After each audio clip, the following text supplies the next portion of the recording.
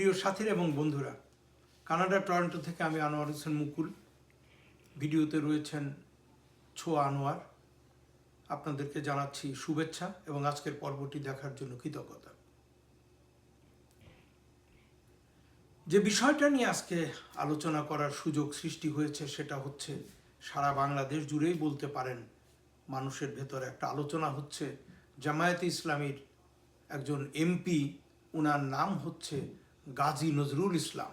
এই গাজী নজরুল ইসলামের নারী কেলেঙ্কারি, গাজী নজরুল ইসলামের নারী কেলেঙ্কারি, নারী শব্দটার সাথে নারীর প্রতি সহিংসতা, নারীর প্রতি নির্যাতন, নারী ধর্ষণ, এই শব্দগুলোর সাথে জামায়াতে ইসলামীর একটা খুব চমৎকার সম্পর্ক রয়েছে। অঙ্গাঙ্গিকভাবে তাদের মধ্যে একটা যোগসূত্র রয়েছে। একেবারে শুরু থেকে তাদের নানা ফতোয়া, তাদের নানা ব্যাখ্যা, ধর্মীয় অপব্যাখ্যা ইত্যাদির মধ্য দিয়ে তারা নারীকে নিষ্পেষণে রাখা, নারীকে পদানত করে রাখা, এগুলো জামাত ইসলামের সাথে খুব চমৎকারভাবে যায়। এরা এই শুরু থেকে এগুলো করছে, একেবারে শুরু থেকে। আপনি যদি বলেন জামাতের প্রতিষ্ঠাতা এই যে আবুল আলা মওদুদি, এই মওদুদি থেকে শুরু করে গোলাম আজম বা আজকের ডাক্তার শফিক পর্যন্ত আপনার ধারাবাহিকভাবে এদের কর্মকাণ্ড দেখলে এই বিষয়টা আপনাদের কাছে পরিষ্কার হয়ে যাবে।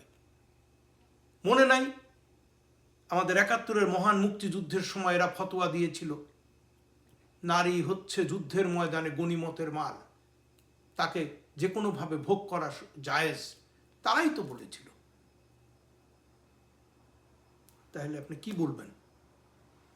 রাজাকার আলবদর বাহিনী গঠন করে পাক হানাদার বাহিনীর কাছে আমাদের মা বোনদেরকে যে তুলে দিয়েছিল, তারা কারা? তারা তো ওই সময় পাকিস্তানি সরকারের অংশে ছিল, তাদের লোক মন্ত্রী ছিল ওর ভিতরে। জানেন, এগুলো তো দিনের আলোর মতো পরিষ্কার।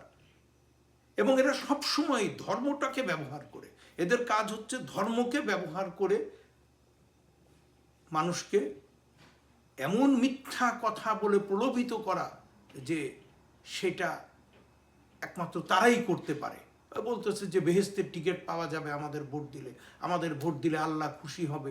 এসব ফালতু মিথ্যা কথা, ধর্মের অপব্যাখ্যা এরা সব সময় করে যায়। এই জন্যই আজকে অনেকেই হয়তো ভুলে গেছেন আমাদের স্বাধীন বাংলাদেশে আপনার একজন খুব ইসলামী স্কলার ছিলেন, বুজুর্গ ব্যক্তি ছিলেন। তার কথা অনেকেই হয়তো মনে আছে। তার নাম ছিল মৌলানা মোহাম্মদুল্লাহ হাফেজি হুজুর।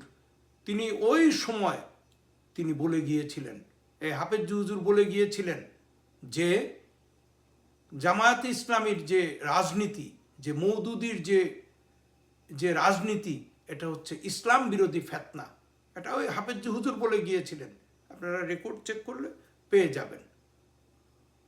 আর আমাদের এই যে ধর্মকে ব্যবহার করে আমাদের মুক্তিযুদ্ধের সময় নারীকে নির্যাতন, পাকিস্তানি বাহিনীর হাতে তুলে দেওয়া, এগুলোর তার বিস্তারিত ব্যাখ্যার কিছু নেই, বাংলাদেশে প্রায় সবাই জানে। এখন প্রশ্নটা হচ্ছে এই দলটা বাংলাদেশ স্বাধীন হওয়ার পরে অবশ্যই এটা পরাজিত শক্তি, হানাদাররা যেরকম পরাজিত, এরাও পরাজিত শক্তি। এরা তখন পালিয়ে যায়, এদেরকে বিভিন্ন মেয়াদে সাজা দেওয়া হয়। এরা অগ্নিসংযোগের সাথে জড়িত ছিল, মা বোনকে পাকিস্তানি বাহিনীর ক্যাম্পে নিয়ে যাওয়ার সাথে জড়িত ছিল, বিভিন্ন ইত্যকার নানাবিধ অপকর্ম এরাই করেছে। এবং স্বাধীনতার পর এদের রাজনীতি করা নিষিদ্ধ ছিল। এবং এরা গোলাম আজমের নেতৃত্বে সৌদি আরব সহ মিডল ইস্টের কান্ট্রিতে তখন পলাতক জীবনযাপন করে তাই এই সব দেশগুলোকে বলেছিল তোমরা স্বাধীন বাংলাদেশকে সমর্থন দিও না, স্বীকৃতি দিও না। এবং স্বীকৃতি আমরা তখন পর্যন্ত পাই নাই। এবং তারা গঠন করেছিল পাকিস্তান পুনরুদ্ধার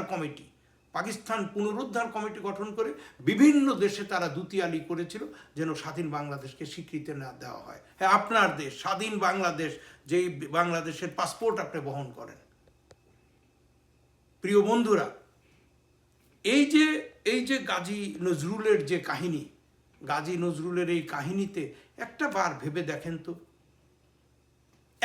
ভেবে দেখেন, দুইটা মানুষের অসহায়ত্বের সুযোগ নিয়েছে, দুইটা মানুষকে অসহায় করে এই সুযোগটা নিয়েছিল এই লম্পট গাজী নজরুল। মেয়েটা অসহায় একটা দরিদ্র মেয়ে, অবভিয়াসলি সে তো বড় লোক না, বড় লোক হলে তো তার কাছে চাকরির জন্য যেত না, সে চাকরি প্রত্যাশী একজন নাবালক বা 17-18 বছরের মেয়ে, সে তার কাছে গেছে চাকরির জন্য। সে একটা অসহায় নারী, একজন এমপির কাছে, 70 বছর ঊর্ধ্ব একজন এমপির কাছে একটা 17-18 বছরের মেয়ে গেছে চাকরির জন্যে। সে তাকে প্রলুব্ধ করে তার সাথে এই অপকর্ম করেছে এবং ধরা পড়ার পর বলতেছে একবার আসছি, অন্যরা বলতেছে মাঝে মাঝেই আসতো, এলাকাবাসী ওইখানকার যারা ছিল তারা বলতো এই মেয়েটাকে নিয়ে এসে আরো অনেকবার আসছে। এবং পরে সে জোর করে মেয়েটাকে দিয়ে বলায় যে সে আমি তার দ্বিতীয় স্ত্রী।